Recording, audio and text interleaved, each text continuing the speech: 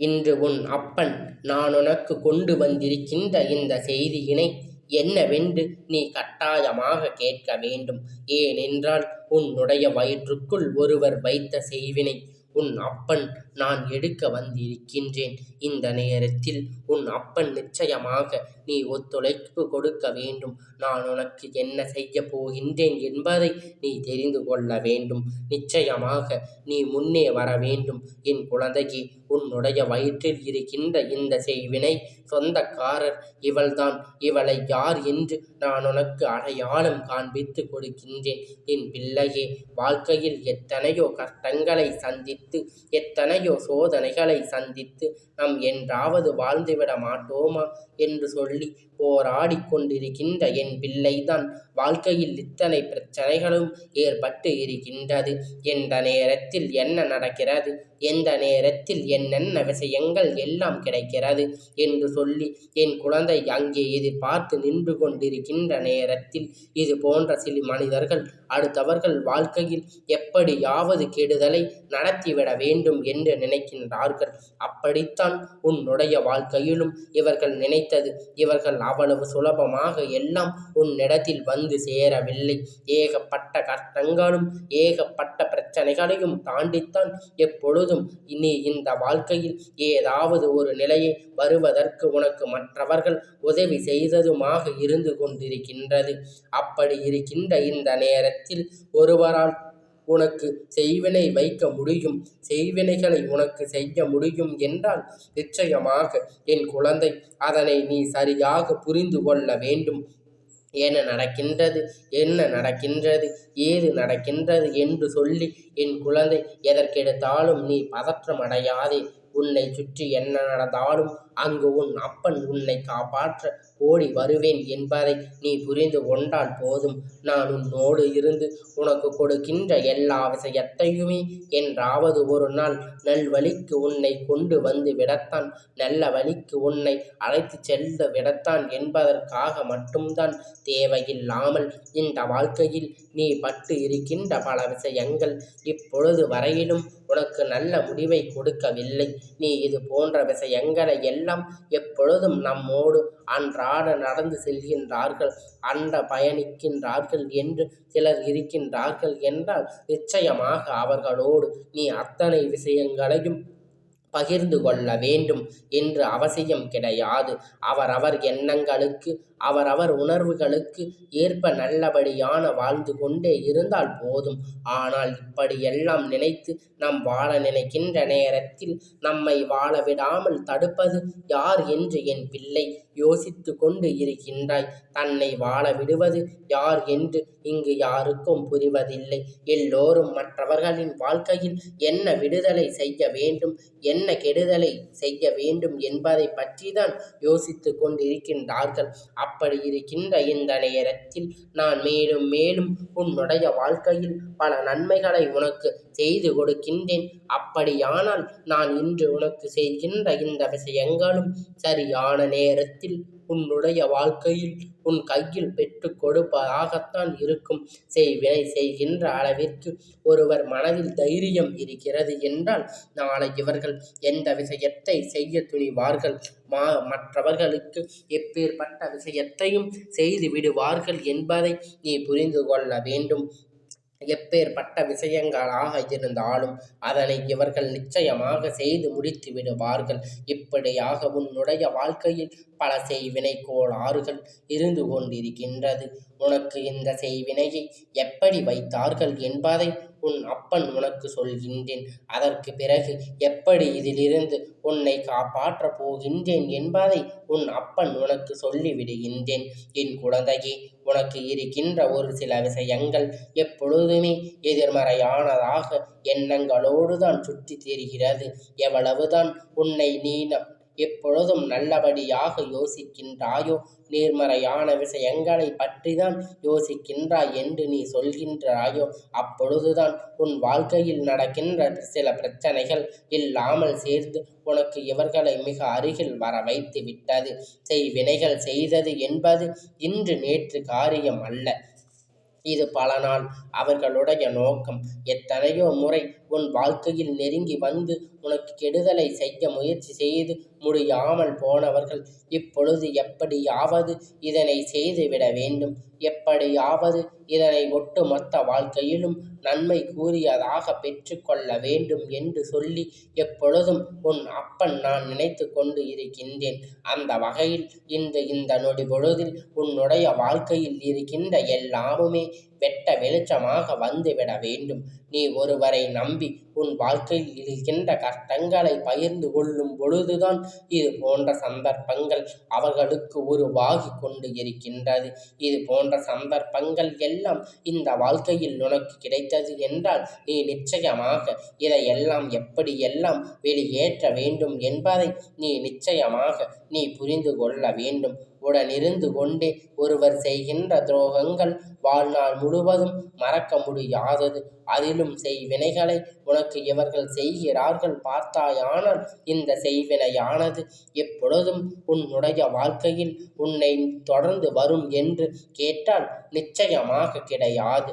உன்னுடைய வாழ்க்கை உனக்கு தருவது அத்தனையும் நன்மைக்குதான் என்பதை முதலில் நீ புரிந்து கொள்ள வேண்டும். நல்ல மாற்றங்களை எல்லாம் உனக்கு தர வேண்டிய தருணம் இந்த வாழ்க்கையில் உனக்கென தருகின்ற ஒட்டு மொத்த மகிழ்ச்சியும் என எல்லாமும் உன்னை நிச்சயமாக வாழ வைக்கத்தான் செய்கின்றது. ஆனால் நீ நம்புகின்றவர் உன் வாழ்க்கையில் இருக்கின்ற அத்தனை விஷயத்தையும் சொன்னவர்கள் யாரிடத்தில் இருந்து உனக்கு முக்கியமான ஆறுதல் கிடைக்கும் என்று நினைத்தாயோ அவர் எல்லாம் நிச்சயமாக இந்த வாழ்க்கையில் தனக்கு சாதகமாக எல்லாவற்றையும் பயன்படுத்தி கொண்டு உன்னை மேலும் மேலும் பல கஷ்டங்களுக்கு ஆளாக்கி விட நிற்கின்றார்கள். மேலும் மேலும் பல துன்பங்களை தாங்கிக் கொள்ள முடியும் என்று நினைக்கின்றார்கள். இப்படியாக உன்னுடைய வாழ்க்கையில் இருக்கின்ற ஒவ்வொரு விஷயத்தையும் சரியாக புரிந்து கொண்டு இந்த வாழ்க்கை உனக்கு எதை நோக்கி என்ன பயணத்தை கலைத்து கொண்டிருக்கின்றது என்பதை நீ புரிந்து கொள்ள வேண்டும். உன் வயிற்றுக்குள் செய்வினை எப்படி சென்றது, உன்னுடைய வயிற்றுக்குள் இவர்கள் எப்படி செய்வினையை வைத்தார்கள் என்று தானே யோசிக்கின்றாய். என் குழந்தையே, அப்பன் எனக்கு இன்று சொல்கின்ற வார்த்தையில் தெளிவாக புரிந்து கொள். நான் சொன்ன விஷயமானது ஒருவர் உன் மீது பொறாமை கொண்டு உன்னை வேண்டாம் என்று எண்ணங்கள் கொண்டு ஒவ்வொரு நாளும் உன்னை தேடி தேடி வந்து கொடுத்ததோடு மட்டுமல்லாமல் இந்த பொன்னுடைய மனதில் எந்த ஒரு நல்ல எண்ணங்களும் இல்லாமல் தீய எண்ணங்களை முழுமையாக கொண்டு உன்னுடைய வாழ்க்கையை அழிப்பதற்கு பல முயற்சிகளை செய்து கொண்டிருக்கின்றார்கள். என் குழந்தையே, ஒருவர் செய்வினையை வைப்பதற்கு என்பது சாதாரணமான காரியம் அல்ல. தெய்வத்தை தனித்து துணையாக கொண்டிருப்பவர்கள் அவ்வளவு எளிதில் செய்வினை எல்லாம் ஏற்றுக்கொள்ளவும் முடியாது. ஆனால் என் குழந்தையே, ஒரு சில நேரத்தை உன்னை அறியாமலே இவர்கள் எல்லாம் உன் அருகில் வந்து விட்டு அதற்கு அவர்களுக்குள் இருக்கின்ற இந்த எதிர்மறையான விஷயத்தை அவர்கள் சாதகமாக பயன்படுத்தி கொள்கின்றார்கள். என்ன நடந்து விட்டது, ஏது நடந்து விட்டது என்று சொல்லி என் பிள்ளை நீ வருத்தப்பட்டு கொண்டிருப்பதை நிறுத்திவிட்டு முதலில் அப்பன் என்ன சொல்ல வருகின்றார், இவர் உன் வாழ்க்கையில் என்ன நடத்துகின்றார், இதனால் உனக்கு என்ன நடந்தது என்பதை நீ சரியாக தெரிந்து கொண்டு முயற்சி செய். உன்னோடு உன் அப்பன் நான் இருக்கின்ற வரையிலும் உனக்கான எந்த துன்பங்களையும் நான் அனுமதிக்க மாட்டேன். இப்படி எல்லாம் உனக்கு இவர்கள் செய்ய முயற்சி செய்தார்கள். அதனால் உனக்கு என்னென்ன பிரச்சனைகள் வந்தது, இந்த பெண் ரூபம் என்ன என்பதை உனக்கு வெளிப்படையாக காட்டத்தான் இந்த அப்பன் என் குழந்தை இப்பொழுது நீ காண்டு கொண்டு இருக்கின்றாய். அவ்வளவு எளிதில் நம்மை யாராலும் எதுவும் செய்துவிட முடியாது என்றால், ஆனால் இவர்கள் எப்பொழுதும் உன்னை மட்டும் அழிப்பதில் கவனத்தை வைத்திருக்கின்றார் என்றால் அதை என்னவென்று நாம் நிச்சயமாக கவனிக்கத்தான் வேண்டும். உன்னை சுற்றி என்ன நடக்கிறது என்பதை சற்று உன்னிப்பாக கவனிக்கத்தான் வேண்டும். இந்த வாழ்க்கை உனக்கு எந்த விஷயத்தை கொடுத்தாலும் சரி, அது எப்பொழுதும் என் பிள்ளை தனக்கான நன்மையை தேடத் தொடங்கி கொண்டிருப்பது உண்மை என்றால், நிச்சயமாக இந்த வாழ்க்கையில் நீ நினைப்பதையெல்லாம் விரைவாக பெற்று விடுவாய். ஒருவேளை உனக்கு செய்வினை செய்திருக்கின்றார்கள் என்பது போன்ற ஒரு சந்தேகம் இருக்கின்றது என்றால், அப்பன் சொல்வதை உடனடியாக நீ செய்து பார். என் பிள்ளை, யார் என்ன பொருளை கொடுத்தாலும் அதனை வாங்கி சாப்பிடுவது முதலில் நீ நிறுத்து. என் பிள்ளையே, எல்லாம் எண்ணங்களோடு ஒருவர் கெடுதல் இருந்தாலும் சரி, கெட்ட எண்ணங்களோடு ஒருவர் கெடுதல் செய்திருந்தாலும் சரி, இது போன்ற செய்வினைகளை செய்ய நினைப்பவர்கள் உன்னுடைய மனதில் இருக்கின்ற எண்ணங்களை எல்லாம் வேண்டும் என்று கேட்க நினைப்பவர்கள் இது போன்ற விஷயங்களை எல்லாம் செய்து விடுவார்கள். எப்பொழுதும் உனக்கு நல்லதுதான் நடக்க வேண்டும் என்று நாம் எதிர்பார்க்க முடியாது. உனக்கு நடக்கப் போகின்ற நல்ல விஷயங்கள் என்னவென்று இவர்கள் எப்பொழுதும் யோசித்து கொண்டு இருப்பதோடு மட்டுமல்லாமல், எப்படி இதனை தடுத்து நிறுத்தலாம் என்று நினைக்கின்றார்கள். என் பிள்ளையே, இந்த செய்வினை என்பது உன் வயிற்றுக்குள் ஒருவர் கொடுத்த உணவின் மூலமாகத்தான் சென்றிருக்கிறது. அது எப்படி தெரியுமா? என் பிள்ளையே, ஒரு விஷயத்தை புரிந்து கொள். தெய்வம் இருக்கும் வரையில் இந்த செய்வினைகள் என்பது போகாது. வேறு எதுவும் கஷ்டங்களும் உனக்கு கொடுக்கின்றது விஷயங்களாக இருந்தாலும், அப்பன் நிற்கின்ற இல்லத்தில் இது போன்று எதுவும் வந்துவிடாது. எதிர்மறையான எண்ணத்தை உனக்குள் கொடுப்பதற்காக, தேவையில்லாத உன்னுடைய உடல்நிலையை கெடுப்பதற்காக இது போன்ற சில விஷயங்கள் சுற்றுகின்றது. செய்து விடுகின்றார்கள். தேவையில்லாத உணவை யார் கொடுத்தாலும் எப்பொழுதும் அதனை உண்ணக்கூடாது. அப்பன் சொல்வது உனக்கு புரிகின்றதா? என் குழந்தையே, இப்படியாக உன்னுடைய மனதுக்குள் எப்பொழுதும் சிந்தனைகள் இருக்கின்றது. நமக்கு வாழ்க்கையில் ஏதோ கஷ்டம் வந்து விட்டது, நம்மோ எப்பொழுதும் ஏதோ ஒரு விஷயம் ஆட்சி படைக்கின்றதே என்பது போன்ற சிந்தனை எனக்குள் வந்து விட்டது என்றும் என் பிள்ளை சொல்லி புலம்பிக் கொண்டிருக்கின்றாய் அல்லவா?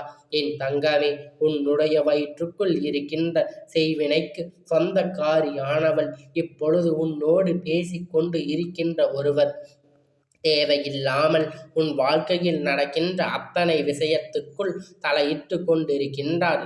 என்ன நடக்கிறது, ஏது நடக்கிறது என்று நோண்டி நோண்டி கேள்வி கேட்கின்றார்.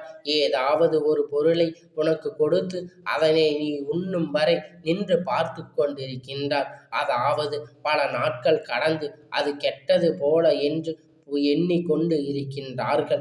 இருக்கின்ற பொருளை மட்டும்தான் உனக்கு கொடுக்கின்றார்கள், கெட்ட பொருளை மட்டும்தான் உனக்கு கொடுக்கின்றார்கள் என்பதை நீ புரிந்து கொண்டு, இந்த அப்பன் சொல்வதைப் போல ஒரு வெற்றிலை 1, 2 அல்லது 3 என்று நல்ல மிளகாயை எடுத்துக்கொள். அதனை சேர்த்து சவித்து அந்த சாற்றை உன்னுடைய உடம்புக்குள் நீ இறக்கிவிடு. என் பிள்ளையே, எப்பேற்பட்ட விஷயமாக இருந்தாலும் அது உன்னை விட்டு ஓடிவிடும். அப்பன் எப்பொழுதும் உனக்கு நல்லதை நடத்தத்தான் சொல்லி கொண்டு இருக்கின்றேன் என்று நம்பிக்கை உனக்குள் இருக்கின்ற பட்சத்தில், இன்று நான் சொன்ன இந்த விஷயத்தை என் பிள்ளை செய்து பார். நிச்சயமாக உன்னுடைய வயிற்றுக்குள் இருக்கின்ற தேவையற்ற விஷயங்கள் எல்லாம் வெளியேறிவிடும். தேவையில்லாமல் உனக்கு எந்த ஒரு விஷயமும் உனக்கு ஏற்படுத்த வேண்டாம் என்றும் துன்பங்கள் கொடுக்கின்றார்கள். எல்லாம் உன் வாழ்க்கையில் விட்டு விலகி ஓடும். எப்பொழுதும் எந்த நேரத்திலும் உனக்கு நடக்கின்ற நன்மை பற்றி மட்டும் நீ அதிகமாக சிந்திக்கின்றாய். ஆனால் யார் என்ன செய்தாலும் நமக்கு எதுவும் ஆகாது என்று நினைக்கின்றாய். என் பிள்ளையே, அப்பன் சொல்லும் பொழுது சொல்வது என்ன தெரியுமா? எப்பொழுதும் யாரிடத்திலும் எந்த பொருளையும் வாங்கி சாப்பிடுவது என்பது நல்லதல்ல. அதிலும் குறிப்பாக செய்வினைகள் என்ற வார்த்தை உன் வாழ்க்கையில் வந்துவிட்ட பிறகு, நமக்கு செய்வினை இருக்குமோ என்கின்ற பயம் உனக்குள் வந்துவிட்ட பிறகு, எக்காரணம் கொண்டும் என் குழந்தை நீ இதனை விட்டு விலகிவிடக்கூடாது. இது போன்ற சிறு சிறு விஷயங்கள் எப்பொழுதும் நீ கவனத்தோடு இருக்க வேண்டும் என்று இவர்கள் செய்தார்கள், தெரியாமல் செய்தார்களே. உனக்கு வயிற்றுக்குள் இருக்கின்ற விஷயம் நிச்சயமாக உன்னை வந்து எதுவும் செய்து விடாதபடிக்கு உன்னுடைய உடல்நிலையில் நல்ல மாற்றங்கள், உன்னோடு முன்னோர்களுக்கு ஏற்ற இந்த அப்பன் உன்னோடு பயணிக்கின்றேன். உன்னோடு முன்னேற்றங்கள் என்றும் உனக்கான நல்லவற்றை உன் அப்பன் உன்னிடத்தில் கொண்டு வந்து சேர்ப்பேன் என்பது உன் நினைவில் இருக்கட்டும். ஒன்று என் தங்கமே, அப்பனுடைய ஆசீர்வாதம் எப்பொழுதும் உனக்கு முழுமையாக கிடைத்து கொண்டுதான் இருக்கின்றது என்பதை நீ புரிந்து எப்பொழுதும் நீ மகிழ்ச்சியாக இருக்க வேண்டும். எல்லாவற்றையும் உன் அப்பன் உனக்காக கடந்து வந்து உன்னிடத்தில் எல்லாவற்றையும் நல்லவற்றை கொடுத்து தீயவற்றை உன் அப்பன் நான் பார்த்து கொள்கின்றேன். இந்த அப்பனுடைய ஆசீர்வாதம் எப்பொழுதும் உனக்கு முழுமையாக கிடைத்து கொண்டே இருக்கும்.